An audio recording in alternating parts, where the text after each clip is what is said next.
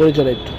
নমস্কার, আমরা রাজ্য শিশু অধিকার সুরক্ষা কমিশনের পক্ষ থেকে কমিশনের চেয়ারপারসন মাননীয় জয়ন্তী দেববর্মা মহোদয়ার নির্দেশক্রমে আমরা দুজন মেম্বার, আমি চামেলি সাহা এবং আমার সঙ্গে আরেকজন মেম্বার গৌতম শীল, আমরা এই হসপিটালে এখন আসি।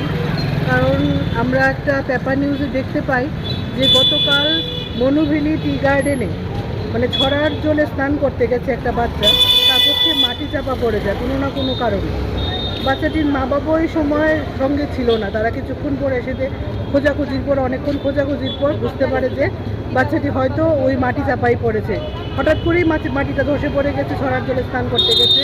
তারপর ওখানে উপস্থিত আরেকজন শ্রমিক ভাই, যিনি নাম হয় বিশ্বজিৎ বানোয়াল, ওনার তৎপরতায় মানে উনি সিপিআর দেওয়াতে বাচ্চাটি খুব তাড়াতাড়ি মানে শ্বাসটা ফিরে পায়।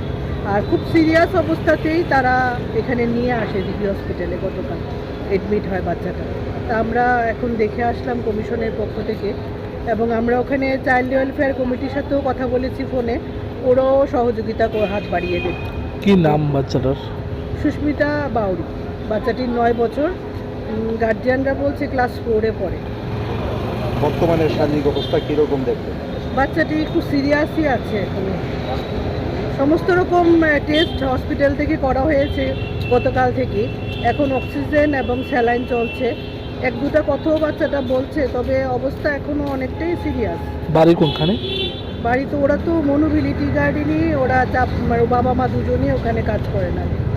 রাজ্য সরকারের পক্ষ থেকে কোনো ধরনের আর্থিক সহযোগিতা? হ্যাঁ, দেখুন সরকারের তরফ থেকেই তো চাইল্ড ওয়েলফেয়ার কমিটি ওখানে আছে, তো ওদের তরফ থেকে ওদেরকে আর্থিক সহায়তার জন্য এগিয়ে আসবে।